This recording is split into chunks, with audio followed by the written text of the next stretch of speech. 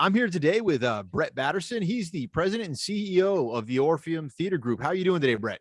I'm good. Thanks for having me. Awesome. Well, I'm very excited to talk to you today. You are officially the first person I've talked to in Tennessee post-pandemic, so I cannot wait to hear how things are going there. And then, of course, you've got a very exciting product, and I can't wait to hear about that. So, as we get things started here, would you mind telling me a little bit about yourself and kind of how you ended up where you are there with the Orpheum Group? Yes, I grew up in the theater, and no one ever told me you can't really make a living doing this work, so I just kept doing it, and I found out you could, although most people don't believe that. My grandfather never believed it. But I grew up doing theater, and so there was a point in my life when I had the opportunity to switch from trying to be a theater artist to a theater administrator, an arts administrator. And that was when my career changed and my life changed, and I found out that I'm a much better administrator than I am an artist. And so I segued into this field about 1996, thereabouts. And so how many years is that? 36? I don't know. I can't do the math that fast. It's quite a few. Yeah. So I've been doing it for a while, and I spent 10 years in Detroit doing this work. I spent 12 years in Chicago, and now I've been in Memphis 6. So that's there you go. That doesn't add up to 32, does it? 36. 26 10, was the math on that. Yeah. So 28 years. Awesome. Well, that's exciting. So talk to me about where you're at now. Talk to me, about the Orpheum Theatre Group, because it's not just one theater, right? It's you've got a couple of properties there. Talk to me about what you got going there. Yeah, we've got a campus in downtown Memphis. We're right at the corner of Main and Beale, famous Beale Street, and we're located between the entertainment section of Beale Street and the Mississippi River. We have two buildings. One is a 1928 historic theater. It's on the National Register of Historic Places. And in that building, we are known for doing Broadway. So we present a Broadway series, but in addition, we have concerts, we have dance shows, we have, magicians. We have a lot of different types of shows there. And then next door to that, we have a new building, a 2015 construction, that has another smaller theater. Those artists that one sell out the Orpheum. The Orpheum is 2,300 seats. The second theater is 365 seats. So they're quite a bit different in size. So we have a lot of artists that are really talented people, but they, might only sell 300, 350 tickets, and we put them in the new building. Also in the new building is our education center. We have a number of classrooms, dance studios, rehearsal space, and we have reception space. So we also host weddings and host Christmas parties and holiday parties. So we're busy. Awesome. Well, it sounds like an amazing complex and definitely a little bit of something for everybody. So, obviously everybody was impacted by the pandemic. Did you all close at any point in time? And if so, for how long? Well, it's funny you mentioned that, because we're one of the few theaters in the country that never actually totally closed. A lot of performing arts centers like us basically mothballed themselves. They locked the doors and they didn't do anything for 2 years.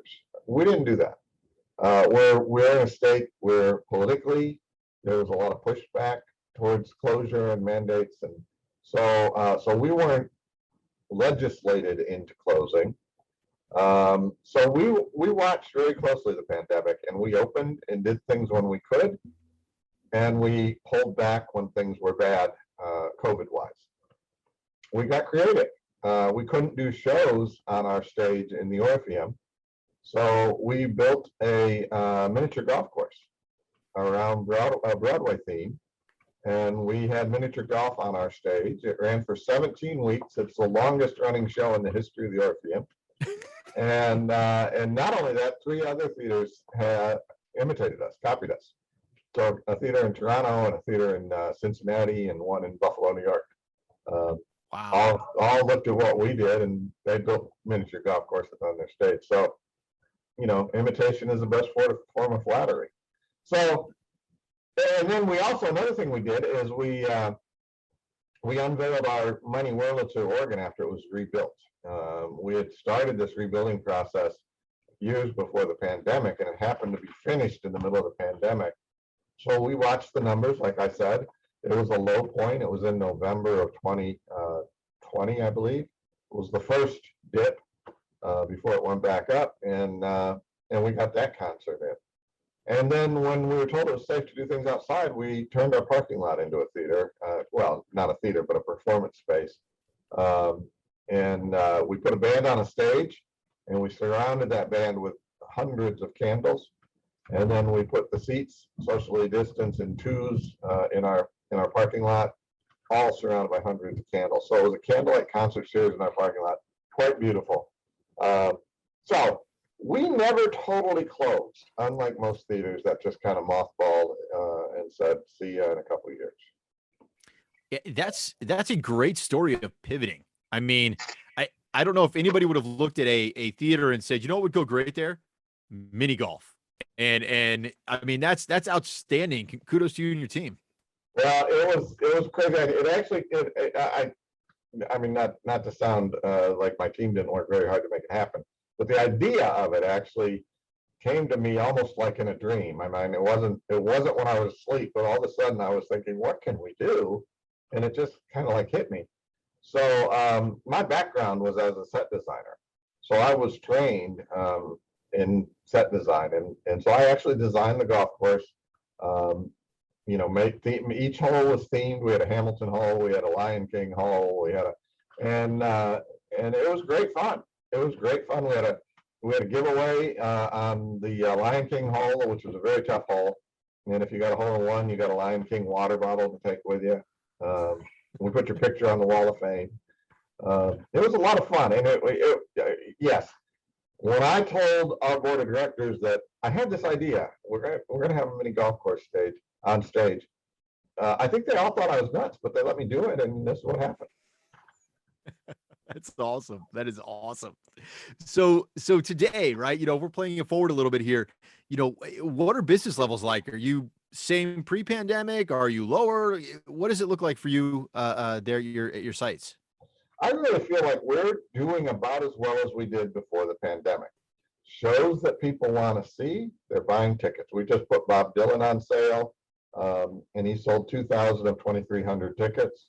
He'll sell, and the show's not for 3 or 4 months, so he'll definitely sell out. Our Broadway shows, Hamilton was sold out, Lion King was sold out. And then the shows that wouldn't sell as many tickets are not selling as many tickets. So I feel like we're moving tickets about like we did before the pandemic, and it's just based on the show and the quality of the show and who the artists are and who people want to see. We never instituted a vaccine mandate for our audience, which was unpopular in my industry. Most people around the country, most theaters had a vaccine mandate. We never did that, not because we disagreed with them, but because we didn't think it was right for our audience and our circumstance here in Tennessee, where, as I said, mandates were not popular from the beginning. So we never had to do that. And the good news of that is that now that other theaters that I'm hearing from my colleagues, and they're rolling back the vaccine mandates, they're catching hell from those people that still want them, right? And we got through that months ago by never doing it. We had a couple dozen people complain that we didn't do it, but nobody's complaining now when we're trying to roll it back. Our audiences are interesting because we do all different types of shows. So our Broadway show audience still wear masks, and they have no problem with it. They have no problem wearing a mask. Our country concerts, if you see a mask in the audience, it's a rarity, and they don't have any problem with it. So right. I think people are self-identifying. People are taking personal responsibility and doing what they think is best for them. And we're seeing our tickets move at about as they did before the pandemic. That's outstanding. That's great that you're able to hurdle that hump and then just see business come back. I know a lot of people are starting to see the same thing. It's very refreshing for our industry to see the business coming back, which is what I think everybody's excited about. Absolutely. So, it sounds like you have a lot going on there. Talk to me about your team, right? Like, how big is your team? Did you lose any of them? Have you had to hire some? What does that look like for you, for your group? Yeah, we have about 40 full-time employees and a little over 200 part-time. During the pandemic, we started by laying off some people at the beginning of the pandemic. That was very difficult because we're not an organization that typically, we're not an organization that lets good people go, right? We of course, if you're not performing, you're not going to stay here. But these are good people. We just had to make some hard decisions at the beginning of the pandemic. So we lost some through layoff. And then as we were coming out of the pandemic, prior to Omicron, and the great resignation or whatever they called it, Right. we probably did lose half a dozen full-timers to different jobs, mostly because I think they realized how fragile our industry can be and how the industry can be shut down. And maybe they thought I should go find a job where it's going to go through any pandemic, earthquake, tornado that could possibly hit. Since we started rehiring probably 6 months ago. Our full-time staff's back to full force. We've been able to replace all the people, hired great people. They're hard workers. They're excited. And, when you only have 40 full-time people, the culture changes some when you get a different cast of 6 or 8 new faces. And that's happened, and that's good. That's always good. Part-times, we struggled a little bit. Part-time, we struggled. We did make the decision coming out of the pandemic to raise our minimum hourly to 15. So everybody who works here gets $15 an hour, which wasn't true pre-pandemic. And that's helped us to get, most of our part-time staff filled. But we still struggle with some housekeeping people and some bartenders and those folks. Okay. Yeah, and I think that's to be understood. Those are volume positions. Those are definitely typically a little bit harder to replace. But you've got your full-time staff back. You're finding part-timers. What are you doing to keep them on board? Right. I mean, it's one thing to get them right. It's one thing to get them through the door, but then now you've got the competing entities of the work, and then all of the outside influences. Right. So what are you doing to keep your team right now? Well, first off, I have to say it's not just what we're doing, it's our industry, the performing arts. Supply and demand in the performing arts has always been lopsided in that there's always been more people that want to work in this field than there have been jobs. So there's a bigger pool of potential candidates for us than perhaps, a truck line or something like that. So we're lucky that way. And as I said, we've raised our hourly rate for part-time. We've also raised our full-time salaries to make sure that they're competitive. We're the biggest arts organization in the Memphis metro area. And as such, we feel we have a responsibility to lead, which makes us, if someone wants to work in the arts and wants to be in Memphis, Tennessee, we're the place they want to be. So we have some built-in advantages that others may not have. Beyond that, I think that people enjoy working here because we're very respectful of each other. We're very respectful of the work we're doing. We hold the work we do in high regard. We do work I think that most people can be proud of, and they go home at night proud of what they've done. There's a little bit of glamour to what we do. So I think all of that has made us in a position that some others may not. If you're in housekeeping and you have a choice between being in housekeeping at a hotel or housekeeping in a theater, you're not changing sheets here. You're not changing, dirty wet towels that somebody, rubbed their butt with. So I just feel like we have some built-in advantages, but we also have to treat people right. I love that. So, when you talk about, doing things they can be proud of, it sounds like you're really leveraging the uniqueness of your industry, which I know a lot of people are trying to dig into right now. So you're leveraging your industry, and then you said treating people right. So what kind of things are you doing to treat people right? Or what kind of culture have you built around treating people right that really resonates with them? Well, it's an interesting thing. I think culture starts with the top. It starts with the personality of the CEO in any company, no matter how big or how small. The personality of the CEO resonates throughout the company. And I grew up in the Midwest. I'm very down to earth. I don't think I'm pretentious. I like to think I'm basically a nice guy. So we have a company full of nice guys and girls and people.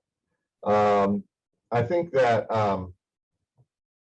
that culture is built on mutual respect, but at the same time, the acceptability of constructive criticism. All of my employees are welcome and able to come to my office and say that, I think you did something wrong, Brett. I think you screwed up. And then that runs from top to bottom. If they're comfortable doing that to me, then they're comfortable doing that to each other. But it's done respectfully. It's not done with meanness or bullying. And then the vice versa of that is that we also praise each other when we do well. So there's a lot of opportunity for people to feel like they're appreciated and rewarded for their hard work. I also tend to believe that the first thing you have to do is hire awesome people.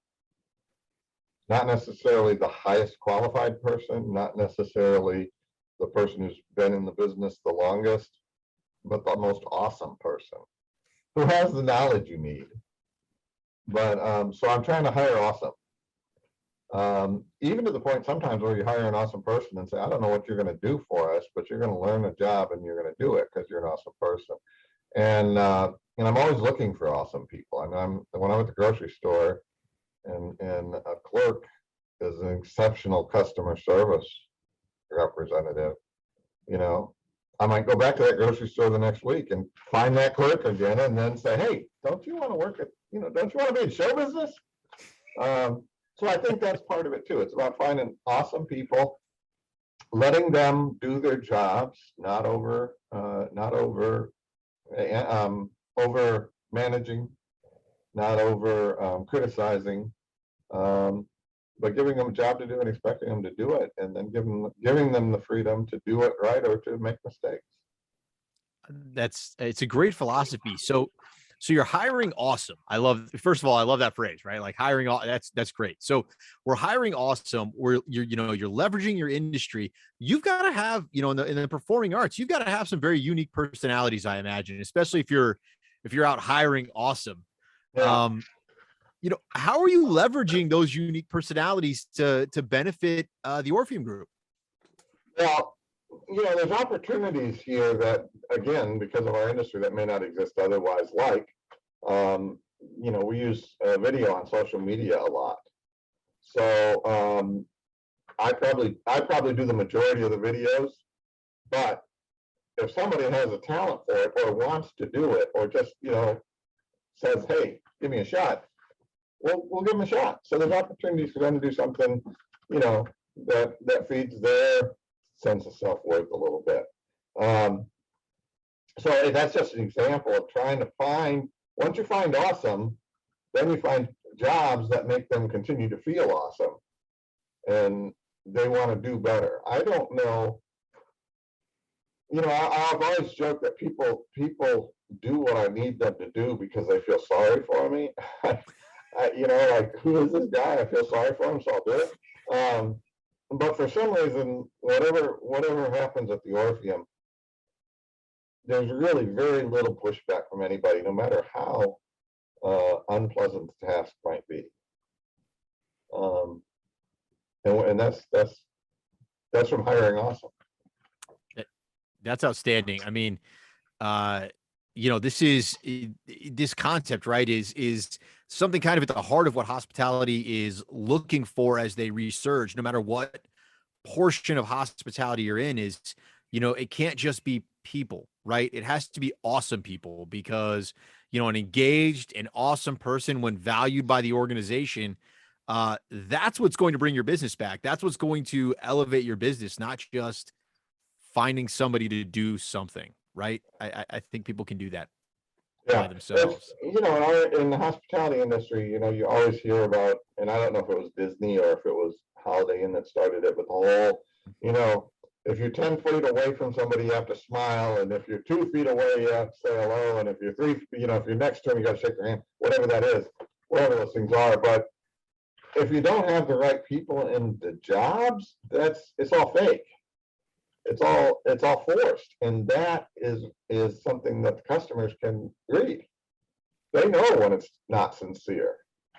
I'd rather hire people who naturally walk down the hall and say hello to people, Right. than to dictate how many steps they have to be away. But again, I'm also lucky because, comparing our staff to the staff of a large hotel, um, you know, you may not be able to hire 1,500 awesome. I can hire 40 awesome and 200 part-time people. So, Right. there's that too. I will tell you, I am instantly flashing back to the fact I must have been a horrible leader when I was coming up, because I remember the 10-5 rule, like it's going out of style, right? Like I remember having to drill the 10-5 rule with people. Now I just feel kind of like a jerk. I'm not gonna lie. Well, I'm not trying to make you feel like a jerk, because with some staff you have to do that. With some staff you have to do that. I just hired awesome, I would have been fine. Yeah. What's that? If I would have just hired awesome, I would have been fine. I wouldn't have to worry about it. To the extent you can. That's right. I love it. I love it. So, I always love kind of signing off these shows with a piece of advice, right? We have a lot of people coming into our industry for the first time, a lot of leaders. What kind of advice would you give a leader coming into this industry right now? I think a lot of it is to live the life you want to lead.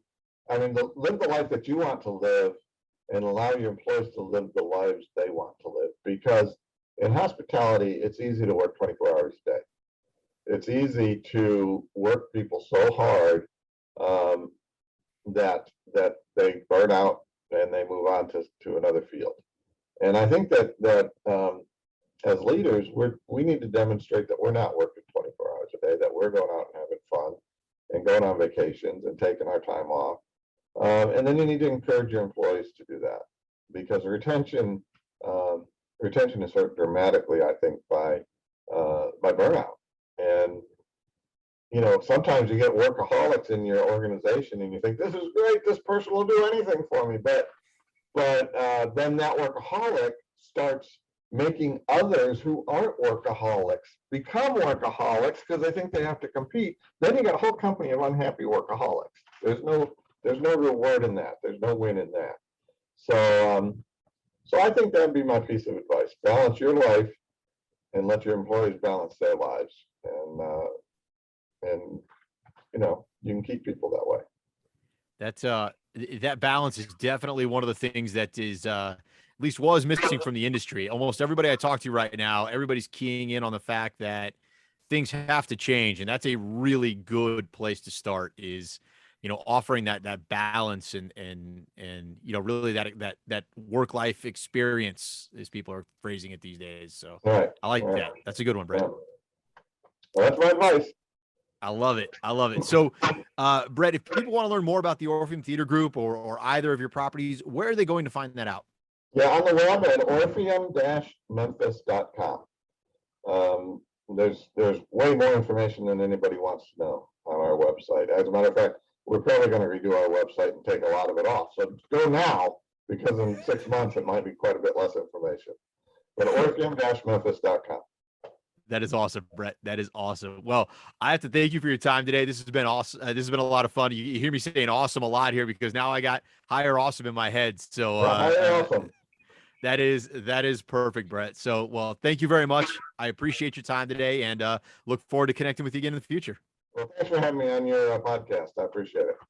Absolutely. Talk soon.